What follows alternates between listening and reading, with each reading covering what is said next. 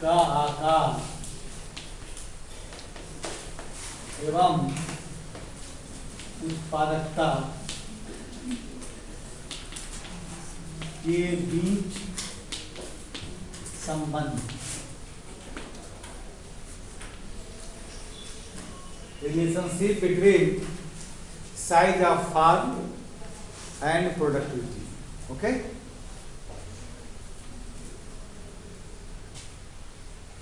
कुछ लोगों का यह मानना है, अर्थशास्त्रियों का एक ऐसा समूह है जो मानता है कि जोत के आकार और उत्पादकता के बीच में विपरीत संबंध होता है। ठीक है, कुछ ऐसे भी अर्थशास्त्री हैं जो इसको नकारते हैं। एक समूह ऐसा भी जो नकारता है कि inverse relationship between size of farm and productivity is not in general features of Indian agriculture। लेकिन जो समूह ये मानता है कि जोत के आकार उत्पादकता के बीच में विपरीत संबंध होता है, अर्थात जैसे जैसे जोत का आकार बढ़ता जाएगा वैसे उसकी उत्पादकता क्या होगी, कम होती जाएगी। यानी size of farm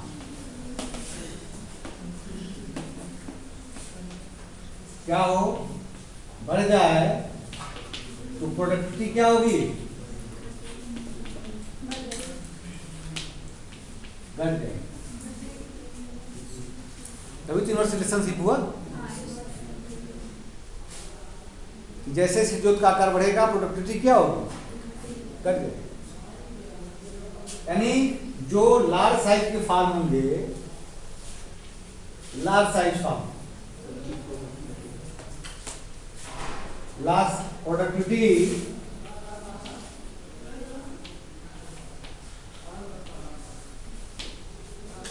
of large size farm is less than productivity of small size farm।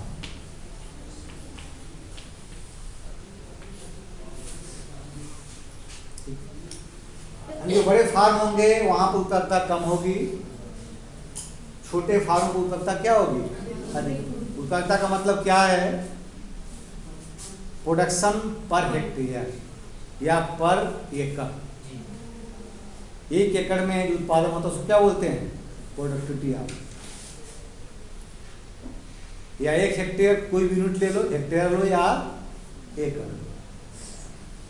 अर्थशास्त्रियों का एक समूह जो ये मानता है कि यही रिलेशनशिप होल्ड करता है, यानी साइज ऑफ फार्म जैसे जैसे बढ़ेगा उसकी उत्पादकता क्या होगी, कम होती जाएगी। ऐसे मानने वाले अर्थशास्त्रियों में जो सबसे प्रमुख नाम है वह है प्रोफेसर ए के सेन का, अमृत कुमार सेन। ए के सेन ने कहा कि जोत के आकार उत्पादकता के बीच में विपरीत संबंध होता है। क्या होता है,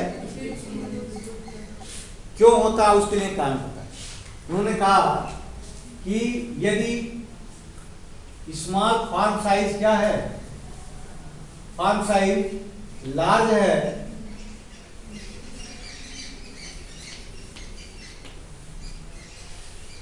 तो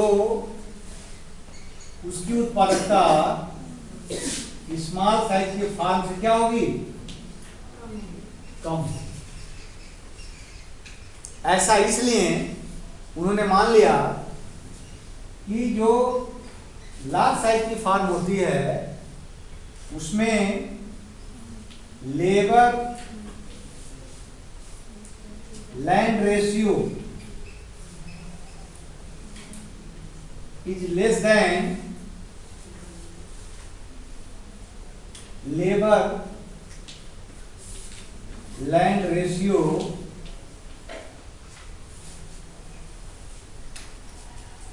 of small farms।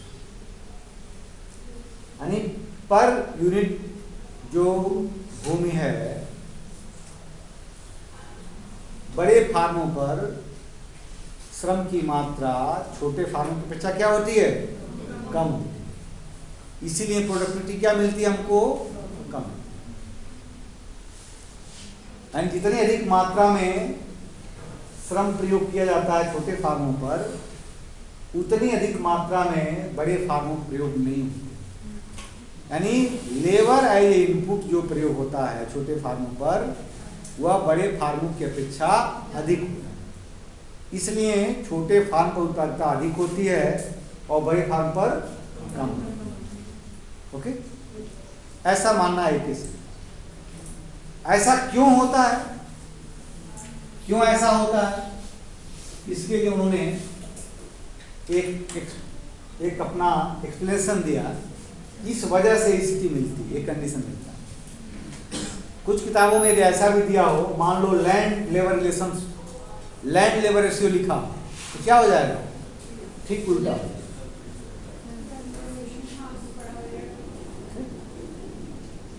ठीक उल्टा हो जाएगा, ऐसे भी लिख सकते हैं। लेकिन यह समझना आसान, इसलिए मैंने ऐसा लिखा है, लेबर लैंड रेशियो, ताकि ये यूनिट के रूप में है। तो श्रम किसमें अधिक है, छोटे फार्मों पर, बड़े फार्मों पर कम है। इसलिए उत्पादकता अधिक मिलती है छोटे फार्मों पर बड़े फार्मों की अपेक्षा। क्यों ऐसा होता है, उन्होंने माना कि जो बड़े फार्म हैं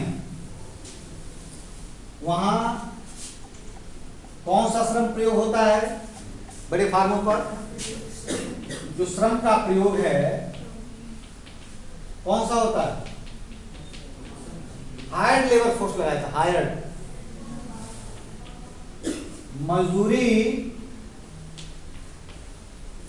श्रमिक लगाए जाते हैं, वेज लेबरर्स होते हैं, हायर्ड लेबर। यानी जो बड़े फार्मों पर खेती होती है, क्या होता है वहां पर फैमिली जो मेंबर्स हैं वो काम कर सकते हैं। क्या करना पड़ेगा, कृषि कार्य करने के लिए हायर करना पड़ेगा। यानी पेड लेबरर जो है यूज किए जाते हैं। लेकिन जो छोटे फार्म होते हैं वहां पर क्या होगा, कौन सा लेबरर होंगे, पारिवारिक श्रम,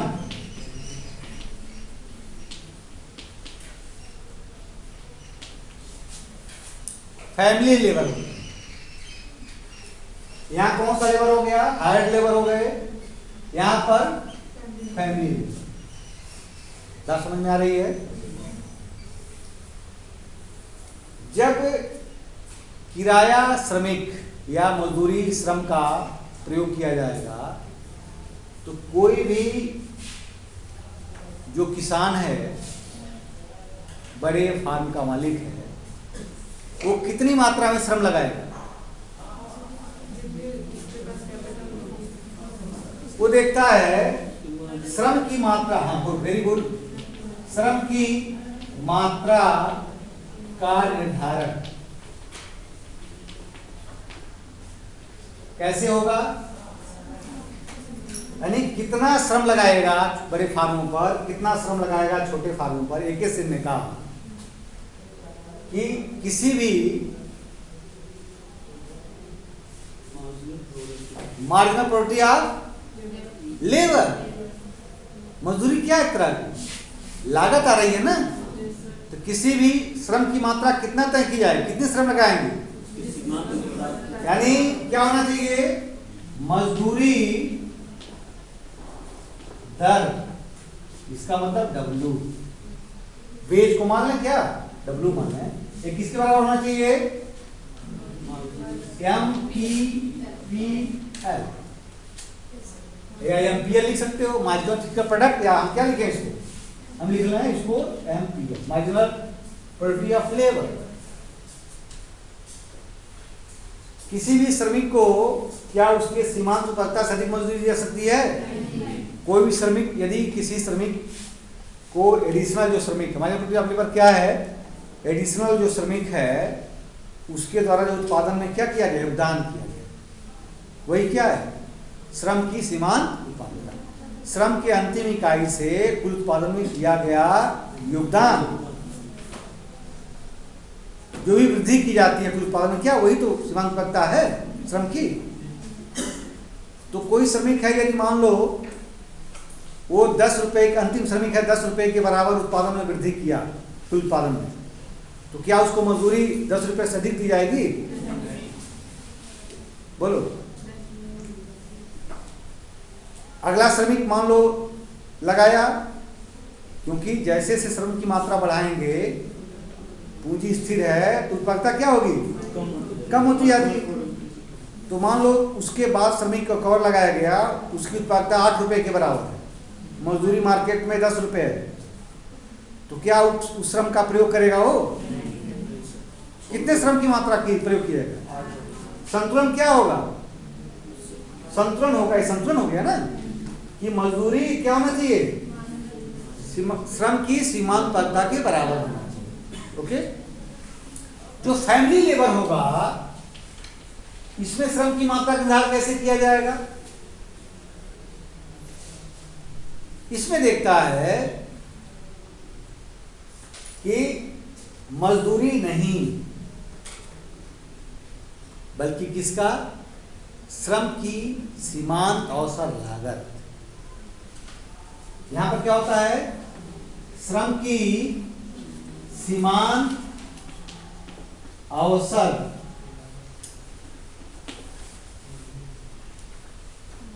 लागत क्या होना चाहिए? बराबर MPL। यानी बड़े फार्मों पर श्रम की मात्रा का निर्धारण मजदूरी और श्रम की सीमांत उत्पादकता के समानता के आधार पर किया जाता है, जबकि छोटे फार्मों पर श्रम की मात्रा का निर्धारण श्रम की सीमांत अवसर लागत और श्रम की सीमांत उत्पादकता की समानता के आधार पर किया जाता है। क्योंकि यहाँ कौन सा लेबर काम कर रहा है? फैमिली लेबर काम कर रहा है। तो उसके जो परिवार का जो व्यक्ति है, यदि कृषि अपने घर के कृषि क्षेत्र में काम कर रहा है, तो जो दूसरे जगहों का अपॉर्चुनिटी उसको मिल रही है, क्या करना पड़ रहा है उसको? वो छोड़ना पड़ रहा है। अन्य कहीं अन्य किसी कार्य में यदि रोजगार प्राप्त करता तो क्या है? यहाँ काम करने की क्या है? एक अवसर लागत है, उसको छोड़ रहा है। यदि ये नहीं करता तो क्या करता? कहीं अन्य काम करता। लेकिन इस बात यह महत्वपूर्ण है कि क्या काम करने के अवसर उपलब्ध हैं या नहीं, ये महत्वपूर्ण बात है। बात समझ में आ रही है? जैसे ये बात समझ में आ गई कि बड़े फार्म पर क्या होगा? किसे तय किया जाएगा? श्रम की मात्रा का निर्धारण। हमको ये बताना है कि छोटे फार्मों पर श्रम बड़े फार्मों की अपेक्षा अधिक प्रयोग किया जाता है, और श्रम की मात्रा के निर्धारण बड़े फार्मों पर किसके आधार पर हो रहा है? मजदूरी और श्रम की सीमांत उत्पादकता की समानता के आधार पर। छोटे फार्मों पर श्रम की अवसर लागत और श्रम की सीमांत उत्पादकता के समानता के आधार पर। ओके, ध्यान दो। जो श्रम की सीमांत अवसर लागत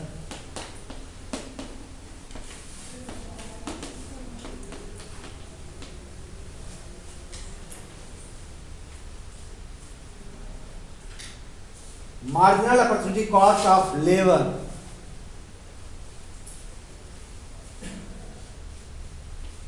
MOC, marginal opportunity cost of labour, ये बराबर होता है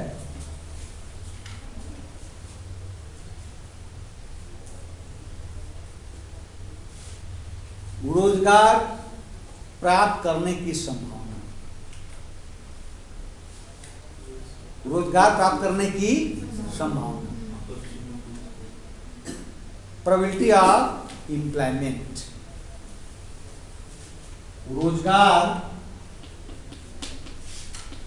प्राप्त करने की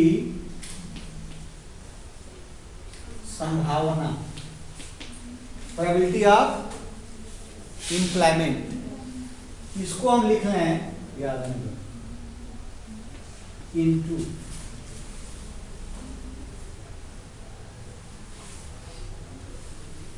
मजदूरी,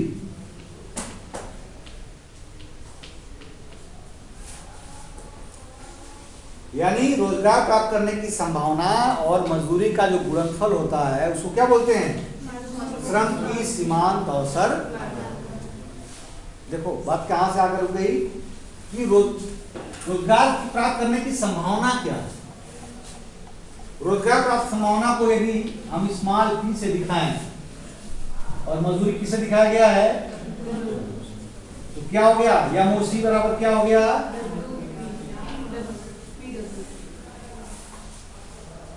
ठीक है, ध्यान दीजिए। इसका ऐसे हो गया कि बड़े फार्मों पर जो हम दिखा रहे संतुलन, क्या दिखा रहे थे? बड़े फार्म संतुलन, बड़े फार्म संतुलन दिखा रहे थे M P L equal to W बड़े फार्म पर, और छोटे फार्म के लिए M P L equal to small P. ये कौन सा है? बड़े जोत के लिए है, ये किसके लिए है? छोटे जोत के लिए। बात समझ में आ गई? वही बात हमने लिखी जो आपको बताया, ठीक। तो श्रम की मात्रा निर्धारण इस आधार पर किया जाएगा बड़े फार्मों पर, छोटे फार्मों पर इस आधार पर किया जाएगा। ओके, अब देखो कि रोजगार प्राप्त करने की संभावना क्या है, इस पर हम बात करें। यदि मान लीजिए एक केस लिया जाए, हमने कहा कि केस फर्स्ट, एक स्थिति हमने मान लिया कि यदि रोजगार प्राप्त करने की संभावना क्या है? 1 के बराबर। क्या है? 1 के बराबर। इसका मतलब क्या है? इसको क्या बोलेंगे?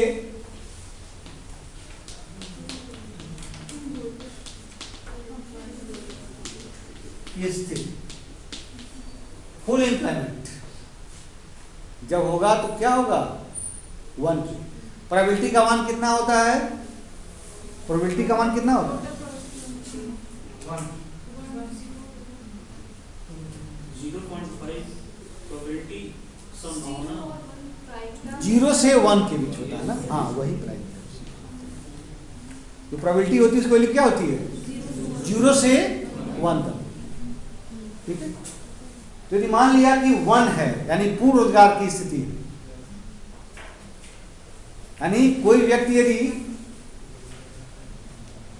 फैमिली वर्कर, यदि फैमिली का जो खेत है उस पर काम करना चाहता है, क्या करना पड़ेगा उसको? पूरा मजदूरी उसको मिल रहा, वो क्या कर रहा है? वो छोड़ रहा है, रोजगार मिला वो त्याग रहा। ठीक है, ऐसी स्थिति में ध्यान दो, जो MOC होगा वो क्या होगा? P into W, 1 into W. तो क्या हो जाएगा ये? यानी MOC क्या होगा? MOC बराबर ये स्थिति होगी। ध्यान दो, तो marginal opportunity cost of labour क्या है? W के बराबर है। ऐसी स्थिति में क्या होगा?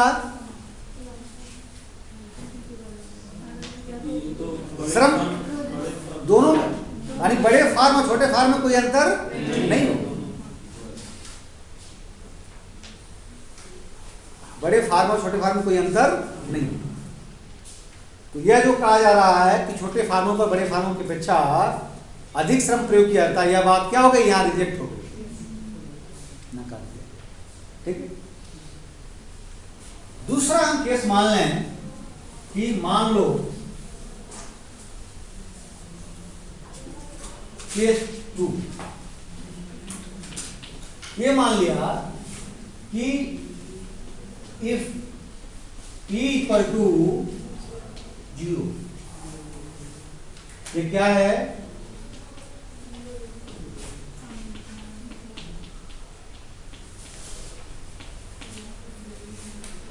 सीवियर क्या है? अनएम्प्लॉयमेंट की स्थिति है। व्यापक क्या है? बेरोजगारी। रोजगार की संभावना कहीं दिख नहीं रही। ऐसी स्थिति में क्या होगा? एमओसी बराबर क्या हो जाएगा?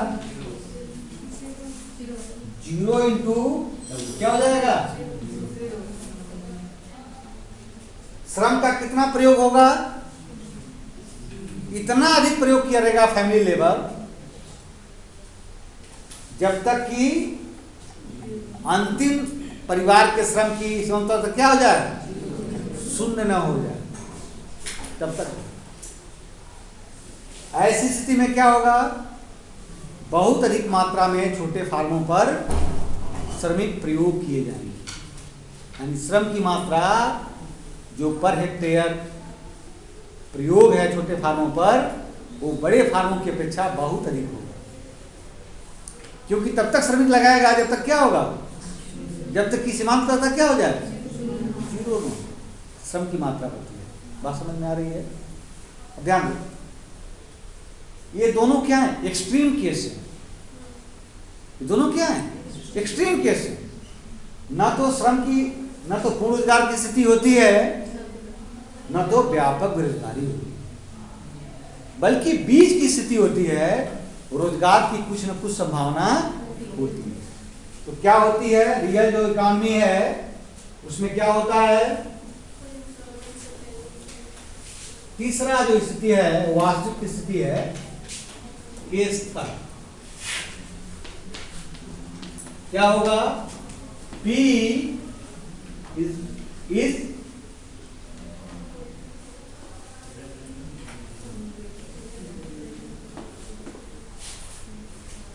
एक से कम होगा और 0 से अधिक होगा, लेस देन 1 होगा। ठीक है, ध्यान दो। ऐसी स्थिति में यानी इसका मतलब क्या हो गया? रोजगार प्राप्त करने की संभावना है। ऐसा नहीं है कि पूर्ण रोजगार की स्थिति है, वो एक्सट्रीम केस था। ऐसा भी नहीं है कि रोजगार प्राप्त करने की कोई संभावना ही नहीं है कहीं और, ऐसा नहीं, बल्कि रोजगार प्राप्त करने की कुछ संभावना होती है। इसमें 0 भी नहीं होगा, 1 भी नहीं होगा, 0 से अधिक होगा और 1 से कम होगा, ये हमने माना। ऐसी स्थिति में जो श्रम की सीमांत अवसर लागत होती है, यह एमओसी कितना बराबर होगा? P into W। और P इंटू W क्या होगा? W के साथ कैसा संबंध होगा? अधिक या कम? एमओसी W से अधिक होगा या कम होगा? क्या होगा? ये PW जो श्रम की सीमांत अवसर लागत है वो मजदूर से कम होगी या अधिक होगी? कम होगी ना। अरे ऐसे कम होगी। मान लो P का मान क्या मान लिया हमने? 0.5, 1 से कम है, 0 से अधिक है। W का मान कितना मान लिया? 5 है। तो PW कितना हो जाएगा? 0.5 इंटू 5 कितना आ गया? 2.5। 2.5 क्या है? 5 से कम है क्या अधिक है? वही बात तो लिखा और क्या, इतना चिंतित क्यों हो गए? ठीक है, ये स्थिति मिली। बात समझ में आ गई? अब ध्यान, ऐसी स्थिति में यदि इसको हम ऐसे दिखावें,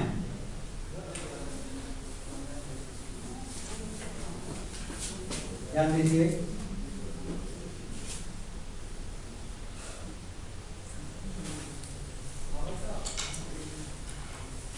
MPL and wage,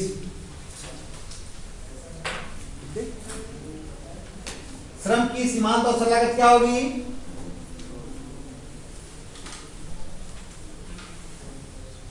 क्या लिखा हमने? MPL कर मान लो इस प्रकार क्रमशः क्या होगा, जैसे जैसे श्रम की मात्रा बढ़ेगी, यहां क्या लिखा हमने, लेबर, श्रम की मात्रा, क्वांटिटी ऑफ लेबर लिखा है। यदि मजदूरी दर कितना हो, मजदूरी दर कुछ है लिखा हुआ डब्ल्यू, ओ डब्ल्यू मजदूरी, तो कितना श्रम प्रयोग किया जाएगा, क्या 100 कट कर रहे हैं,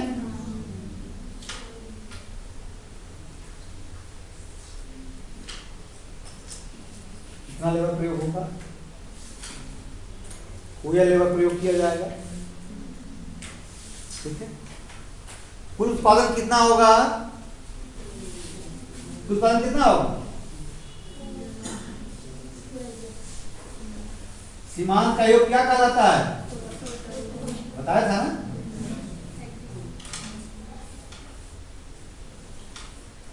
यानी उत्पादकता एक हेक्टेयर लिया है, 1 यूनिट लिया है लैंड का, तो इतना उत्पादकता होगी किसकी, बड़े फार्म। ध्यान दो, हमने यहां क्या लिखा है, यदि W यह है वेज, तो एमओसी क्या होगा, इससे कम होगा ना, एमओसी से जब कम होगा तो पॉइंट किधर मिलेगा, नीचे मिलेगा, तो सम की मात्रा कितना प्रयोग किया जाएगा, इससे कम वाले ना कहां तक जाएंगे, सीमांत मात्रा इससे कम ना, अभी एमपीएल किया था ना, एमपीएल से बराबर, तो श्रम की उत्पादकता यहां पर है, मान लो यहां लिखा हमने एमपीएल, ये बड़े फार्म का है, इक्वल टू डब्ल्यू यहां पर है, और हमने क्या माना है कि इस केस में B W is less than W, तो नीचे कहीं आ जाएगा, यहां पर ये पॉइंट क्या बता रहा है, ये पॉइंट बता रहा है कि P W equal to M P L, ये किसके लिए है, ये छोटे फार्म के लिए,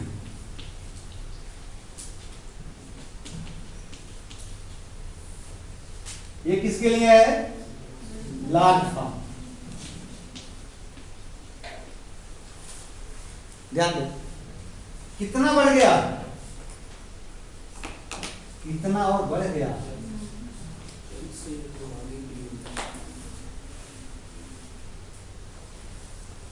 ठीक है, कितना और बढ़ गया, उत्पादकता किसमें अधिक है, छोटे फार्म या बड़े फार्म में, ओके। आप इसको ऐसे भी समझ सकते हो, जैसे मान लो यहां मैं लिखा लेबर, आ रहा उसमें लेबर, यहां लिखा हमने एमपीएल, पहला लेबर उत्पादकता मान लो हमने मान लिया 10, दूसरे लेबर की उत्पादकता क्या होगी, कम हो जाएगी 1, तीसरे की 5, इसका मान लिया मैंने 4, इसका हमने मान लिया 5 का 2, 6 का मान लो 1।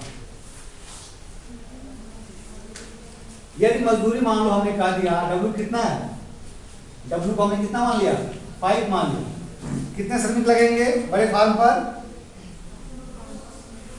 3 ही श्रमिक लगेंगे ना, ये एमपीएल है, बराबर होगा, कुल कितना उत्पादन हो रहा है, 23 यूनिट प्रोडक्शन होगा। छोटा जो फार्म है, अभी हमने कहा क्या होगा, इससे नीचे होगा, पीडब्ल्यू से कम होगा, मान लो पीडब्ल्यू का मान कितना है, 2 है, तो कहां तक लेबर प्रयोग करेगा, वो 5 लेबर प्रयोग करेगा, यहां तक करेगा, ये बढ़ गया श्रम की मात्रा, प्रोडक्शन क्या हो गया, अब यहां से यहां तक कितना हो गया, ये प्रोडक्टिविटी कहां हो गई, यही बात हमने लिखा, इससे क्लियर हो गया, यहां से इसी बात को लिखा। इस तरह से AK सेल ने इस्टेब्लिश किया कि फार्म साइज और प्रोडक्टिविटी के बीच में विपरीत संबंध होता है। कारण इसलिए कि छोटे फार्मों पर श्रम भूमि अनुपात बड़े फार्मों की अपेक्षा कम। ऐसा इसलिए कि छोटे फार्म पर परिवार श्रम का प्रयोग किया जाता है। श्रम की मात्रा तब तक बढ़ाई जाती है जब तक कि श्रम की सीमांत उत्पादकता श्रम की औसत लागत के बराबर न हो, जबकि बड़े फार्मों पर श्रम की मात्रा वहीं रोक दी जाती है जब श्रम की सीमांत उत्पादकता उनके मजदूरी के बराबर हो।